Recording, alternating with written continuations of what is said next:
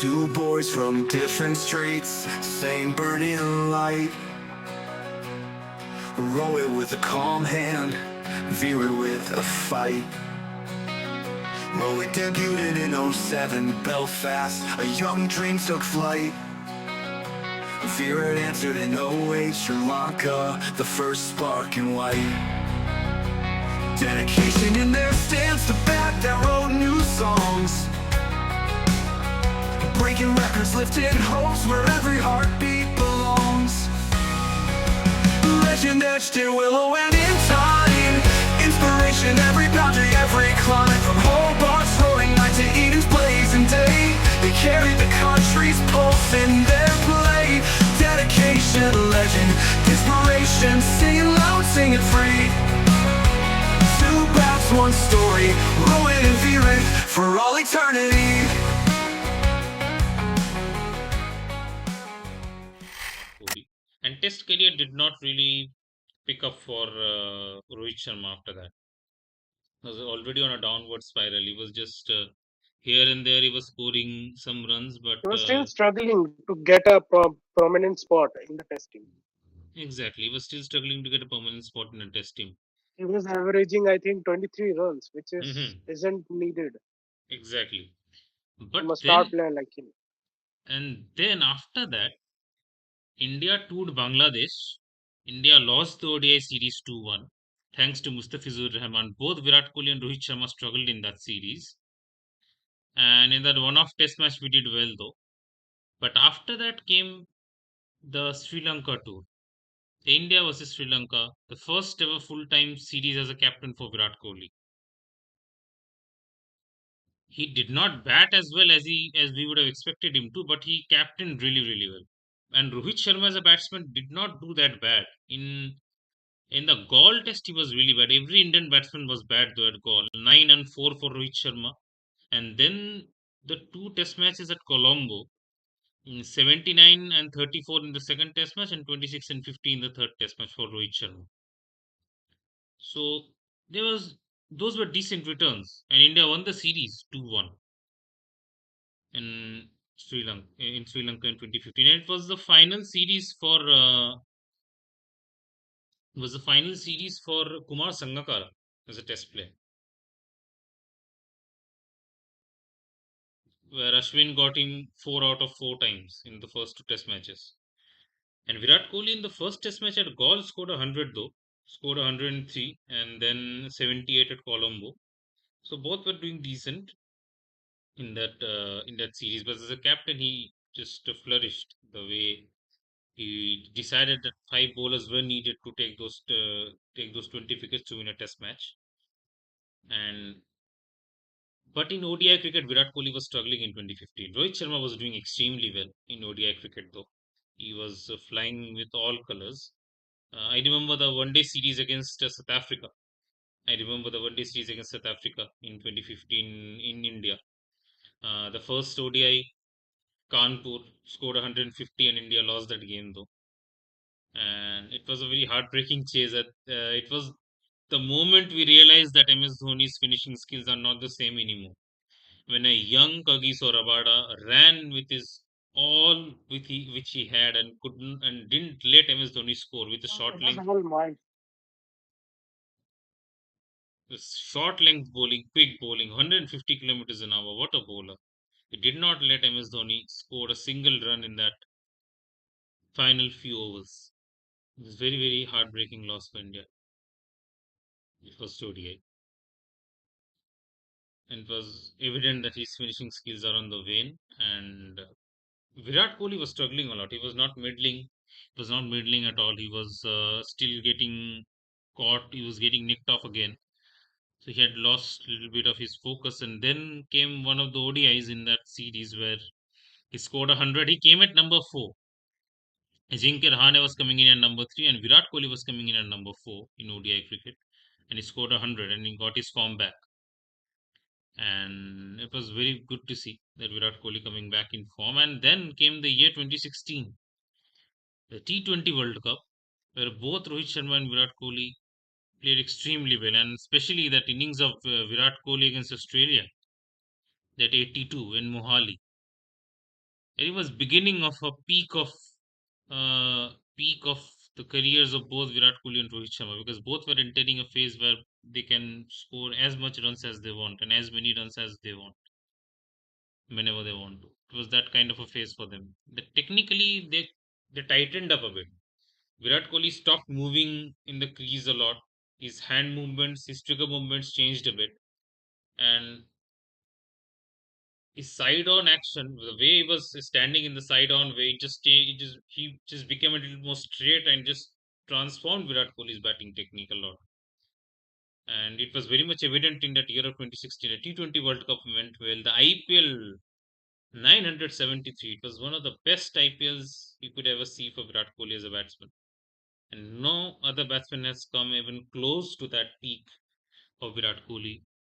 In He could have scored 2016, 1,000. actually, Virat Kohli was in God mode He was in God mode. because the Exactly. way he Double was scoring, hundreds. the way he was, He was scoring double hundreds for fun in Test cricket. Scoring hundreds for fun in ODI cricket. He was in some berserk mode. And before that, 2016, even you were mentioning about the T20 World Cup, mhm. where in Australia he scored 82, I which guess was a chase yes, master yeah, class of his own. exactly. And we were quite unfortunate that we lost to a mighty West Indies. Yep. But in that match also, Kohli scored a valuable 89.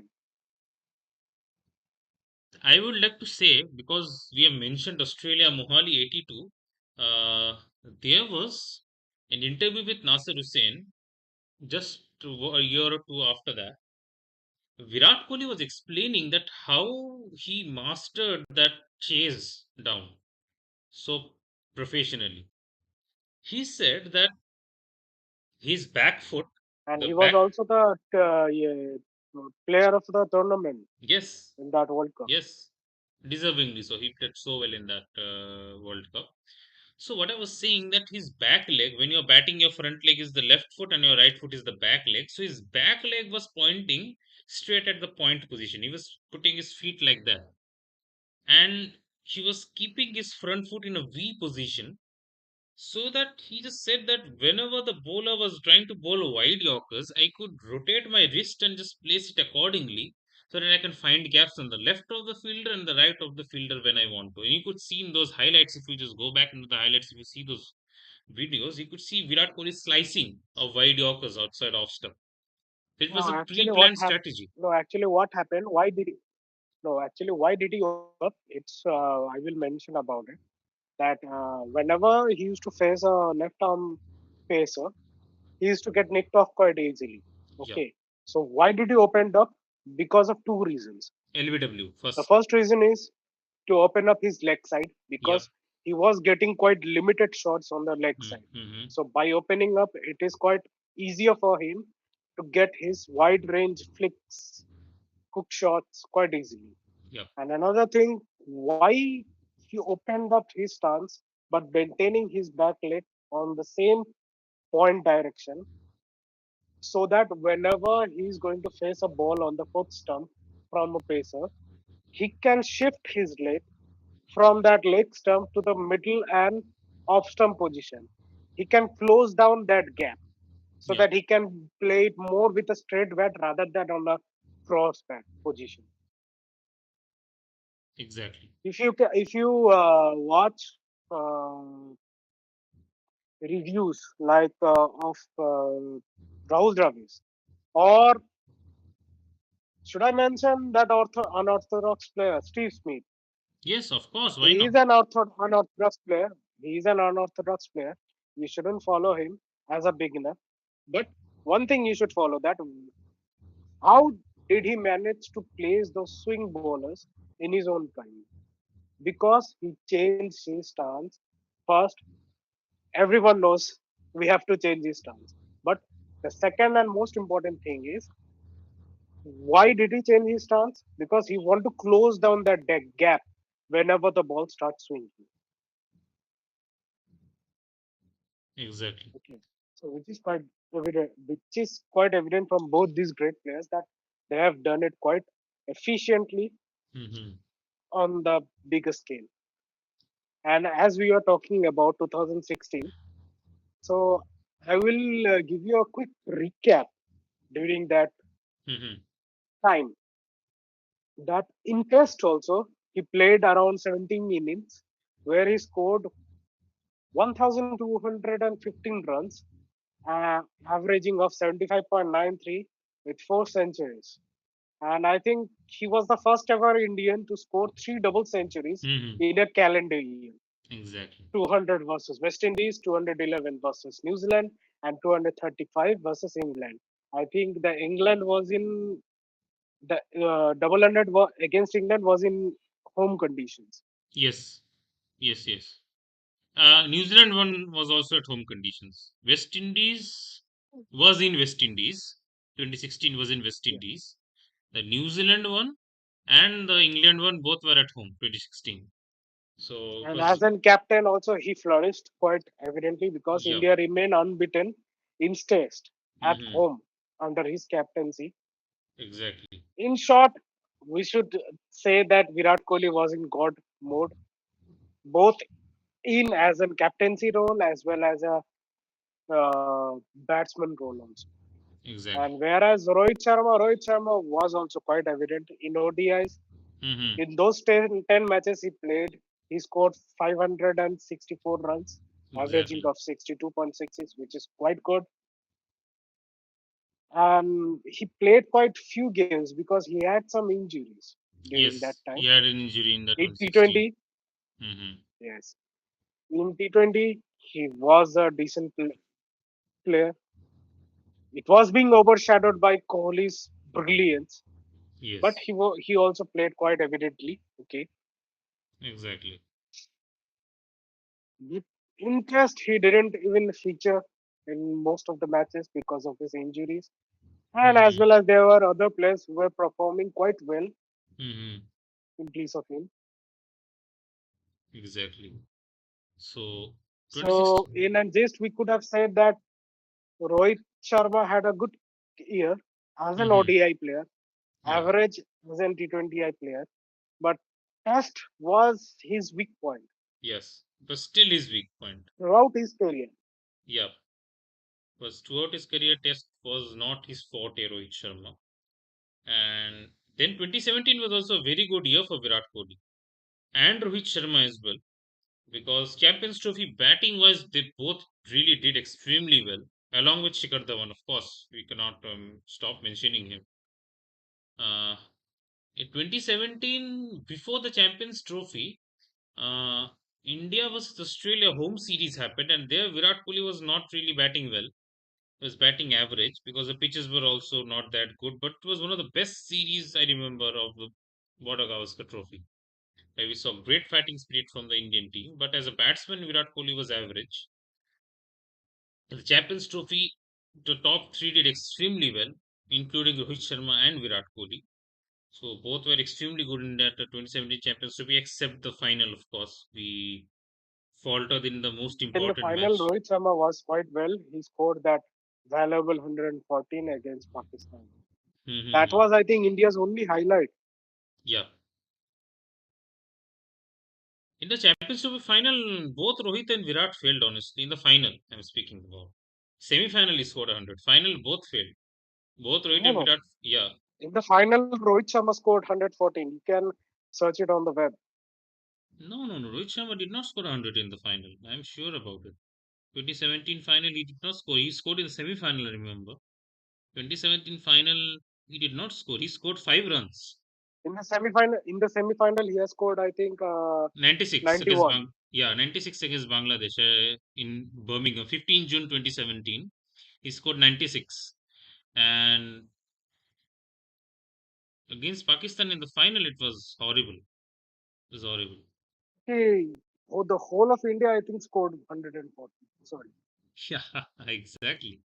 So it was very unfortunate for Rohit Sharma and India as well. So that game did not end well for us. Against Pakistan, he scored 100 against. Actually, I didn't wanted to remember. That's why I told. Yeah. Rohit Sharma scored 100 in semi-final and Kohli scored a 90. But in the final, Rohit Sharma got out for a duck and Virat got out for a five. He got a reprieve though. It was very unfortunate that he got out in the second attempt. In the first attempt, Mohammad Amir bowled that in swinger. He tried to flick it, and in the slips, he was dropped. No, it was not flick. It was a proper 2014 recap. He just pushed it, he edged into the slips, in and out, dropped. We thought, okay, now it's relieved, he's dropped. Now he might again pace his innings properly. Next ball, he tries to flick outside edge, thick edge, straight to point, gone. So it was that moment. It was the commentary of Nasir Hussain. 1 minute down, next minute up. That commentary still is fresh in our memories. But then came the innings of Hardik Pandya. He was playing against God's plan that day. He was playing against God's plan that day. Him and Jadeja had a good partnership, but then Jadeja ran him out. And had he not ran him out, you never know. We could have gone close to the target. Not win, but We might could have have gone. got quite closer to the target because Jadeja was also quite doing well, but Hardik was on his own league at that time. Exactly. He was on some He was song he like, was on. "Aaj karke manenge." You're itching to say that. But it Yes, I was very was much. itching to say that. But it was evident the way he was playing. Had if not for the run out, I think he would have maybe he would have gone for the target for the score. Still here for ODIs, and oh how we want more days to show. So raise a glass for bat and heart, for breaking records, love and pain. For Rohit and Virat, dedication's name. May the twilight last longer, may their echoes still remain.